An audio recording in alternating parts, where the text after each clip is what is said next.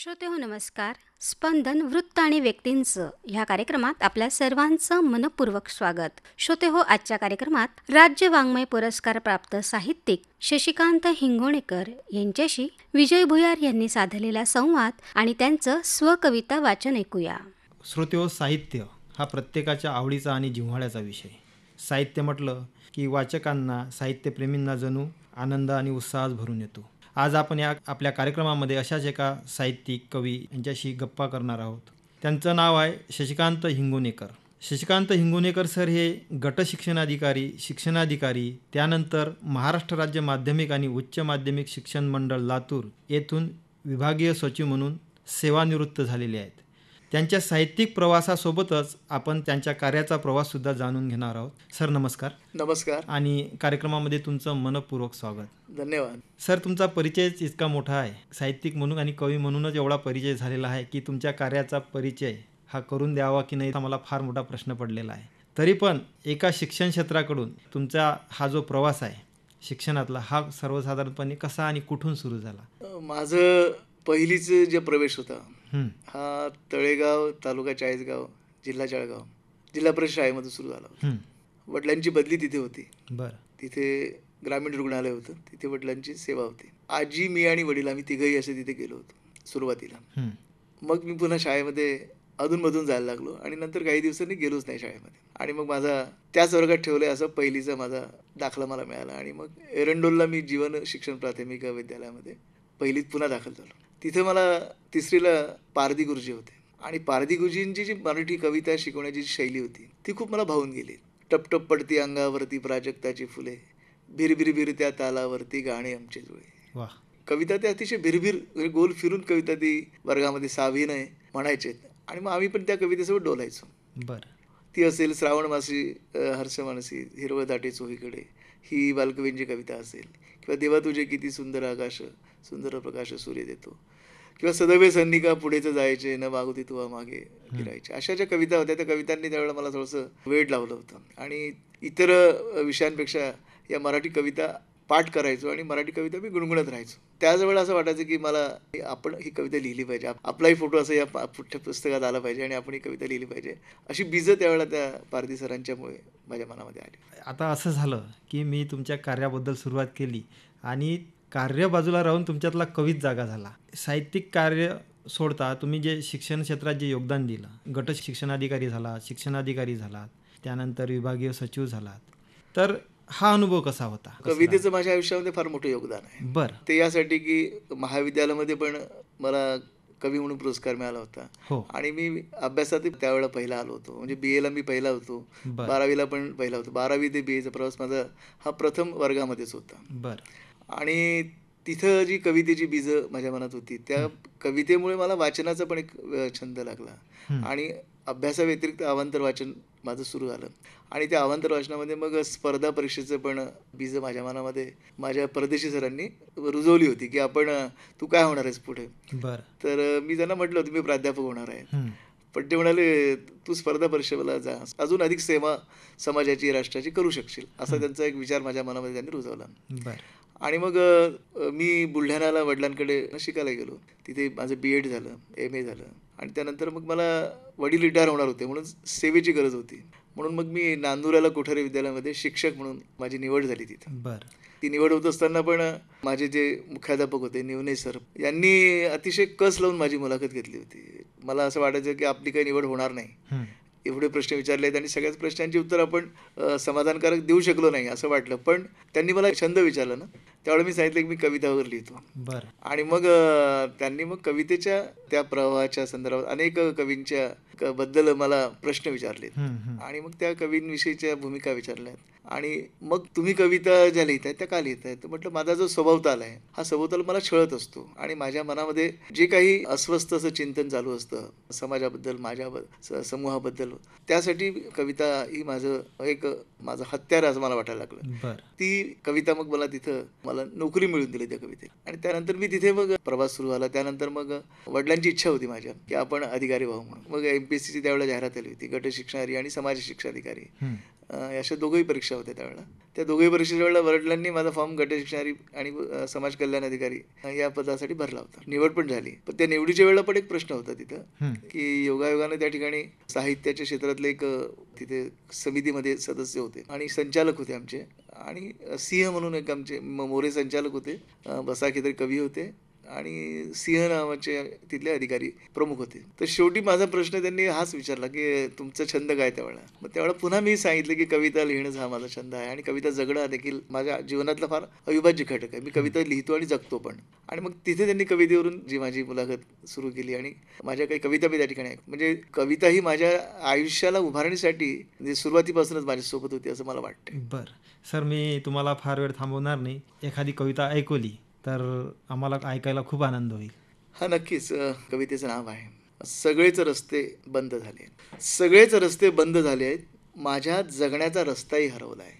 सगळेच रस्ते बंद झालेत, माझ्या जगण्याचा रस्ताही हरवला आहे. मी ठरवतो काही आणि माझ्या वाट्याला येते काही. मी ठरवतो काही आणि माझ्या वाट्याला येते काही. सगळी इच्छांची फुलेच मरून पडली आहेत सभोवती. सगळी इच्छांची फुलेच मरून पडली आहे सभोवती. कुणालाही सावली देत गेलो.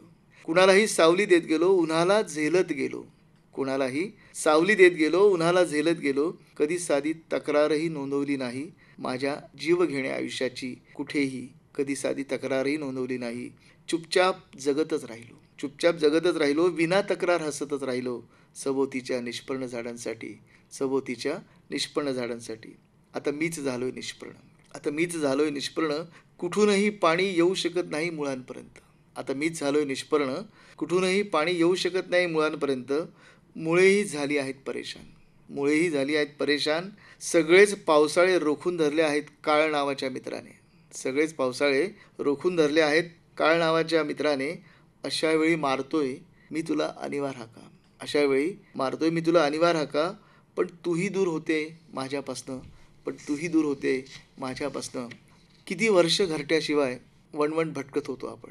किती वर्ष घरट्याशिवाय वणवण भटकत होतो आपण. काडी काडी करून उभारले एक चंद्रमौळी घरटे.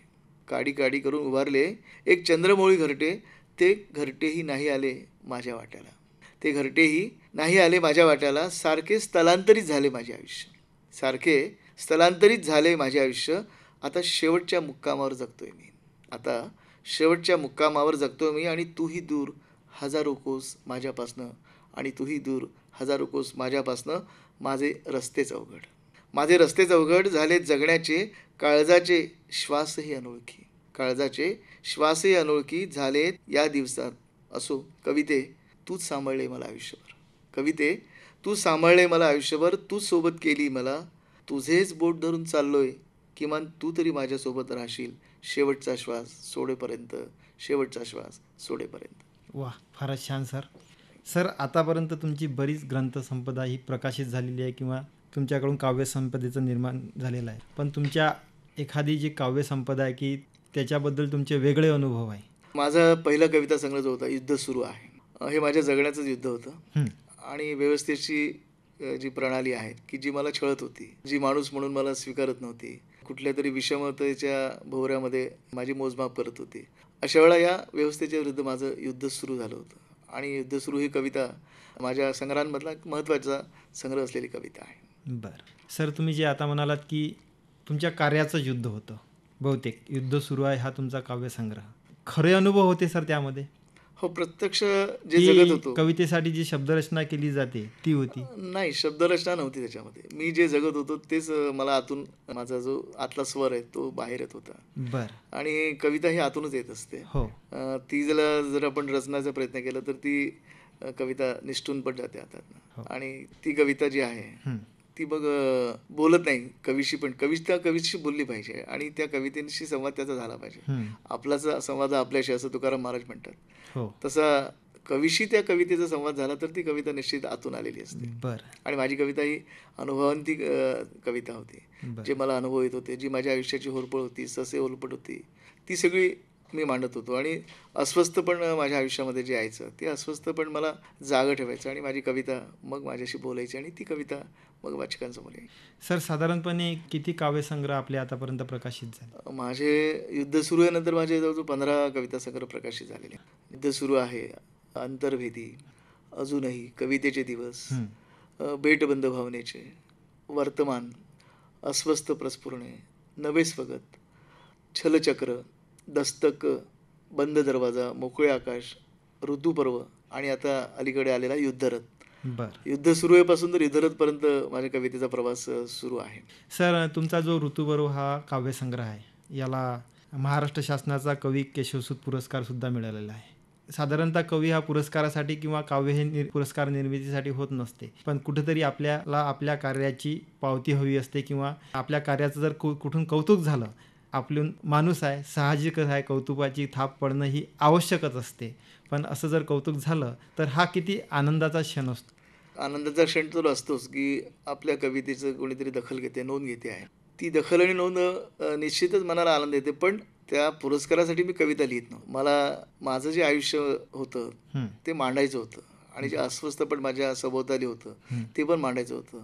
जे शोषण जे होत होतं माझ्या सभोवतालाच, हं. माझ्या समाजाचं, समूहाचं, ते मला अस्वस्थ करायचं. त्यामुळे ते मांडलं पाहिजे आणि ते मी सतत मांडत राहिलो. आणि हे मांडत असताना आयुष्यातला अजून एक काही कोपरा असतो की त्या कोपऱ्यामध्ये आपल्याला कुठेतरी हिरवळ पण असते आणि त्या हिरवळीची जी सावली असते ती सुद्धा कवितेत आली पाहिजे. जीवनाची जी विविध अनुभूती असते ती पण मांडली. तशी ऋतुपर्व किंवा बेटबंद भावनेचे ह्या 2 जे कविता संग्रह होते, यामध्ये माझ्या आयुष्यातली जी माझी सखी होती, या सखीशी मी संवाद करत होतो. आणि संवाद करत असताना ती पारंपरिक प्रेम कविता किंवा प्रेम तो संवाद नव्हता.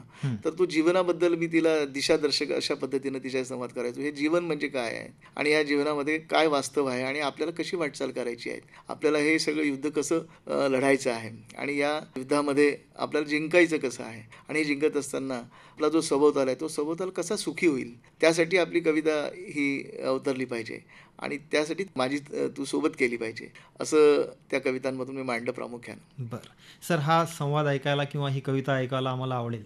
तू काय आणि मी काय, कुणी इथे राहणार नाही.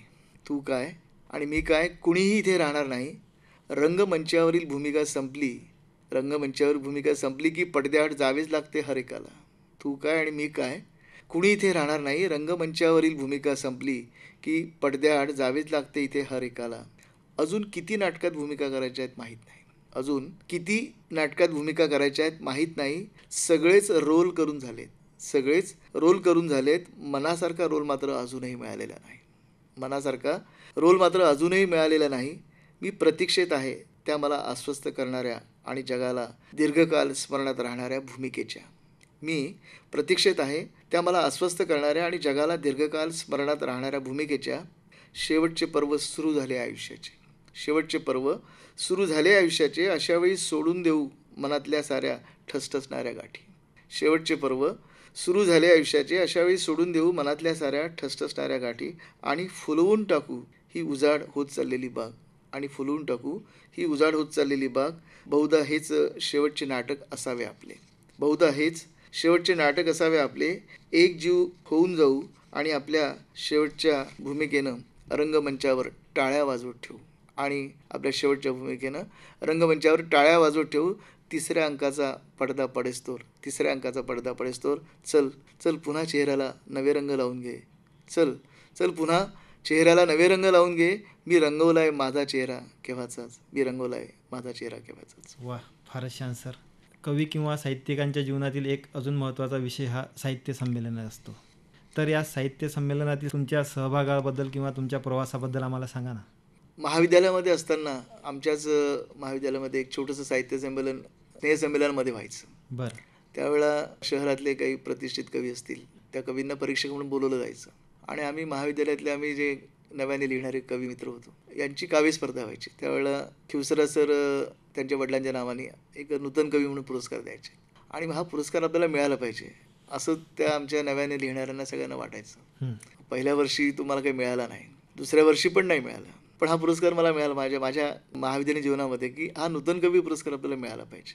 म्हणजे आपल्या कवितेची जी ओळख आहे या निमित्ताने होईल आणि मला पण आपण काय लिहितो याची पण प्रचिती येईल. नीलकंठ महाजन त्या एका कवी संमेलनाला परीक्षक म्हणून आले होते आणि त्यांनी माझ्या कवितेची निवड केली आणि त्या कवितेच्या निवडीनंतर मग मला असं जाणवलं की कवितेशी आपण बोलू शकतो, कविता आपल्याशी बोलू शकते, दोघांमध्ये संवाद होऊ शकतो. हा आत्मविश्वास मला त्या पहिल्या संमेलनात आला आणि त्यानंतर मग डॉक्टर गंगाधर पानतावणे यांचं अस्मितादर्श जे नियतकालिक होतं, या नियतकालिकांमध्ये मी कविता लिहायला लागलो आणि ते महाराष्ट्र पातळीवरचं होतं. त्यामध्ये कविता येणं हा देखील एक सन्मानच होता आणि राज्य पातळीवरच्या मासिकामध्ये माझी कविता येते आहे, माझी राज्यामध्ये ओळख होते आहे, कवितेने ओळख होते आहे, हा वेगळा आनंद मला मिळायचा. आणि नंतर मग अस्मितादर्श साहित्य संमेलने मेळावे सुरुवातीला व्हायचे.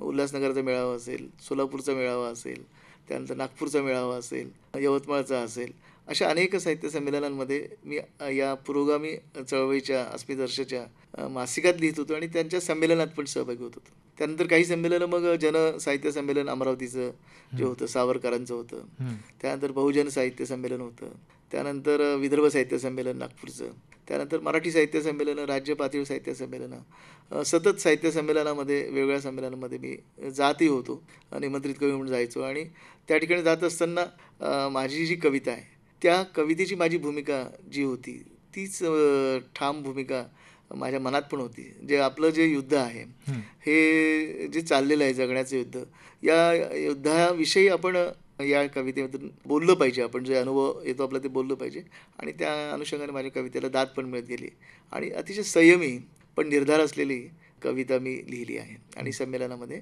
जात आलेलो आहे. बरं सर, येणाऱ्या काळात साहित्यप्रेमींना, वाचकप्रेमींना तुमच्याकडून काय ऐकायला मिळेल, काय वाचायला मिळेल? माझ्या आयुष्याचा जो प्रवास आहे तो लिहून काढतो. आठवणींचे एक पान म्हणून दररोज एक पान माझं एका दैनिकामध्ये येत आहे. वा. आणि जवळजवळ 50 दिवसापासून मी ते सातत्याने लिहितो आहे. बरं. आणि त्या अनुभवांचे जे लेखन आहे माझं, त्या लेखनातून मला प्रतिक्रिया येतात की अनेक जण सांगतात की सर हा आमचा अनुभव आहे, आम्हाला हे आमचं वाटतंय, तुम्ही जे लिहितायत ते आम्हाला आमचं वाटतंय. आणि हेच लेखकाचं यश जे असतं की आपण जे लिहितोय ते सार्वत्रिक होणं आणि ते समोरच्याला त्याचा अनुभव वाटणं.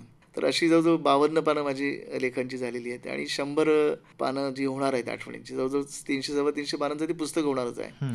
ते आत्मकथन म्हणून यावं असं काहींची इच्छा आहे, पण मी आत्मकथन न म्हणता मी ते स्वकथन आहे माझं.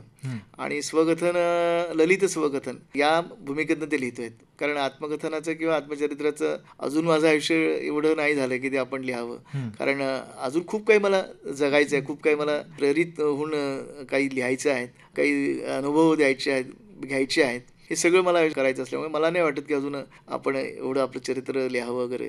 पण आठवणीची काही पानं आहेत की ती पानं मला नेहमी अस्वस्थ करतात. मग ती आठवणींची पानं माझ्या शाळेले शिक्षणापासून, कुटुंबातल्या काही घटकांपासून किंवा समाजातल्या काही घटकांपासून जे अनुभव येत आहेत, प्रशासनातल्या विविध अनुभव आहेत, ते सगळे अनुभव मी मांडतो की ज्या अनुभवांनी मी अस्वस्थ झालेलो आहे, जे अनुभव माझ्या मनामध्ये चिरकाल कोरले गेलेले आहेत, त्या अनुभवातून मला शिकायला पण मिळालं आहे, जगायला पण मिळालं आहे. असे अनेक अनुभव मी लिहितोय. ते एक गद्य लेखनामध्ये ते कदाचित माझं पहिलंच पुस्तक असेल. तुम्ही जे अनुभव कथन करत आहे किंवा ते अनुभव लिहित आहे, त्याला कविता कुठंतरी दूर घेऊन जातो. त्यामध्ये जे तुम्हाला जे अनुभव आलेले आहे ते अनुभव दूर सारायला साहित्य काही मदत करू शकतं का? किंवा साहित्यिकांना आपल्या जीवनात आलेले अनुभव कुठंतरी त्यापासून थोडं दूर जायचं आहे, तर यावर साहित्य काही परिणाम करू शकतं का? मी जे अनुभव मांडतोय मुळात त्यामध्ये 3 प्रकारचे माझ्या आयुष्यातले काही ठळक माझ्या आठवणींचे अनुभव मांडतोय. त्यामध्ये एक मी आणि माझं कुटुंब, माझे आई वडील, माझे भाऊ, माझा नातेवाईक, माझे मित्र स्नेही जे आहेत, जे माझ्या आयुष्यामध्ये मला प्रेरणा देतात किंवा मला घडवतात, त्यांच्या काही आठवणी आहेत. काही आठवणी माझ्या विद्यार्थी दशेमध्ये ज्या मी घडामोडी करत होतो, कवितेच्या असतील, अभ्यासाच्या असतील किंवा अनेक काही साहित्य क्षेत्रातल्या घडामोडींबद्दल मी सक्रिय होतो, त्या काही आठवणी आहेत. आणि त्यानंतर मग मी शिक्षक म्हणून काम केलं 4 वर्ष नांदुरेला. शिक्षक म्हणून विद्यार्थी आणि समाज आणि पालक यांच्याशी जे माझे नातेसंबंध होते, माझे सहकारी यांचे जे नातेसंबंध, त्या नातेसंबंधांमधून मला घडायला पण खूप मिळालं. आणि कधी कधी विद्यार्थी हे माझे गुरु व्हायचे असं मला वाटतं की विद्यार्थी केवळ आपण गुरु नाही आहेत, तर माझा विद्यार्थी देखील माझा गुरु आहेत. आणि त्या विद्यार्थ्यांचे जे प्रश्न होते ग्रामीण भागातले, त्या प्रश्नांशी जोडून घेणं, ते प्रश्न समजून घेणं आणि त्या विद्यार्थ्याला प्रेरित करणं, ही भूमिका माझी त्यावेळेला शिक्षक म्हणून राहिली. त्यानंतर प्रशासनामध्ये मी आलो. प्रशासनामध्ये आल्यानंतर मग माझा पुन्हा विद्यार्थी, शिक्षक, समाज आणि प्रशासन हे 3-4 घटक माझ्या आयुष्यामध्ये आले. प्रशासनामधले अनेक माझे अधिकारी मित्र की जे मला दिशा देत होते. माझे जे शिक्षक मित्र आहेत त्या शिक्षक मित्रांना मला असं वाटायचं की यांना आपण दिशा दिली पाहिजे. काही मला पण दिशा देणारे शिक्षक होतेच, जे अनुभवी होते, माझ्यापेक्षा जास्त अनुभवी होते. असे काही माझे ज्येष्ठ शिक्षक होते, त्यांची मी मतं घ्यायचो, त्यांचे अनुभव ऐकून घ्यायचो आणि त्याच्यामधून पण मला माझ्या विद्यार्थ्यांचं, माझ्या शिक्षकांचं, माझ्या समाजाचं आणि माझ्या राष्ट्राचं कसं कल्याण करता येईल, माझं राष्ट्र हे देशामध्ये कसं अग्रेसर राहील, माझा विद्यार्थी हा आदर्श नागरिक कसं होईल, ही भूमिका माझ्या मनामध्ये, प्रशासनामध्ये कायम राहिलेली आहे. आणि तीच भूमिका माझ्या मनात अजून आहे की माझा सभोवताल जो आहे, माझ्या सभोवताल हा समूह आहे, हा समूह हा देशाच्या विकासासाठी कसा देशप्रेमी होईल आणि त्यासाठी मग माझं नातं त्यांचं त्याशी अजून तसंच आहे. सर, तुमचा जो आनंदाचे पान येणारा जो लेखन संग्रह आहे त्याला आमच्याकडून शुभेच्छा. धन्यवाद. सर्वात शेवटी सर आमच्या श्रोत्यांना काय ऐकवाल? कविता अशी आहे बघा. संध्याकाळच्या सावल्या दूर दूर पळत आहेत, लांबतच जात आहेत. संध्याकाळच्या सावल्या दूर दूर पळत आहेत, लांबतच जात आहेत. लहानपणी किती घाबरायचो मीच माझ्या सावलीला. लहानपणी किती घाबरायचो मीच माझ्या सावलीला. कुणीतरी मागे लागलंय याची सतत भीती असायची मनात. कुणीतरी मागे लागलंय याची सतत भीती असायची मनात. सावलीच्या अंगावर काठी घेऊन धावायचो. सावलीच्या अंगावर काठी घेऊन धावायचो तरी सावलीला काहीच लागायचे नाही. सावलीच्या अंगावर काठी घेऊन धावायचो तरी सावलीला काहीच लागायचे नाही. ही सावली माझी पडछाया असली तरी तिला कधी मला स्पर्शताच आले नाही. ही सावली माझी पडछाया जरी असली तरी तिला कधी मला स्पर्शताच आले नाही. उन्हात जळताना सावली हवीशी वाटू लागते. उन्हात जळताना सावली हवीशी वाटू लागते. झाड विषारी जरी असले तरी सावली मात्र विषारी कधीच नसते. उन्हात जळताना सावली हवीशी वाटू लागते. झाड विषारी जरी असले तरी सावली मात्र विषारी कधीच नसते. तू झाली होतीस ना माझ्यासाठी सुखाची सावली. तू झाली होतीस ना माझ्यासाठी सुखाची सावली. आयुष्याच्या या संध्याकाळी हळूहळू रात्र होणार आहे. आयुष्याच्या या संध्याकाळी हळूहळू रात्र होणार आहे. उत्तर रात्रीपर्यंत मी जागाच राहणार. उत्तर रात्रीपर्यंत मी जागाच राहणार. कधी मी सावलीशी, कधी तू सावलीशी. कधी मी सावलीशी, कधी तू सावलीशी. करू संवाद आयुष्याच्या चढ उताराचा. करू संवाद आयुष्याच्या चढ उताराचा. मांडूया लेखाजोखा सर्व ऋतूंचा. मांडूया सर्व लेखाजोखा सर्व ऋतूंचा. तू नेहमीच माझी सावली झाली आहेस उन्हात. तू नेहमीच माझी सावली झाली आहेस उन्हात. आज जे मी काही जगतोय त्याचा पायाही तूच आहे. आज जे काही मी जगतोय त्याचा पायाही तूच आहेस. ही उत्तर रात्रही संपणार आहे. ही उत्तर रात्रही संपणार आहे. सावल्या हळूहळू दिसेनाशा होतात. सावल्या हळूहळू दिसेनाशा होतात. पुन्हा पहाट, पुन्हा ऊन सावली, संध्याकाळ आणि रात्र, पुन्हा सावली. उत्तर रात्रीला संवाद आणि पहाट सुरूच राहिले चक्र. सावली संपली की संपलेच जीवनचक्र. सावली संपली की संपलेच जीवनचक्र. आयुष्याच्या संध्याकाळी दोघांची सावली. आयुष्याच्या संध्याकाळी दोघांची सावली एकच कशी होईल तूर्त एवढाच विचार करूया आपण. आयुष्याच्या संध्याकाळी दोघांची सावली एकच कशी होईल तूर्त एवढाच विचार करूया आपण. धन्यवाद सर. आज तुम्ही आमच्याशी संवाद साधला. तुमच्या कार्याबद्दल, तुमच्या साहित्यिक प्रवासाबद्दल आमच्या श्रोत्यांना माहिती करून दिली आणि तुमच्या सुंदर छान छान कविता आम्हाला ऐकवल्या. त्याबद्दल आकाशवाणी जळगावच्या वतीनं मी आपले आभार मानतो. धन्यवाद. नमस्कार. नमस्कार. आत्ताच आपण राज्य वाङ्मय पुरस्कार प्राप्त साहित्यिक शशिकांत हिंगोणेकर यांच्याशी विजय भुयार यांनी साधलेला संवाद आणि त्यांचं स्वकविता वाचन ऐकलत. निवेदन होतं वैदेही नाखरे यांचं. कार्यक्रमाचे सादरकर्ते होते विजय भुयार. श्रोते हो, याचबरोबर आजचा कार्यक्रम इथेच समाप्त करून आपली रजा घेतोय. पुन्हा भेटूया. नमस्कार. श्रोते हो, नमस्कार. स्पंदन वृत्त आणि व्यक्तींचं ह्या कार्यक्रमात आपल्या सर्वांचं मनपूर्वक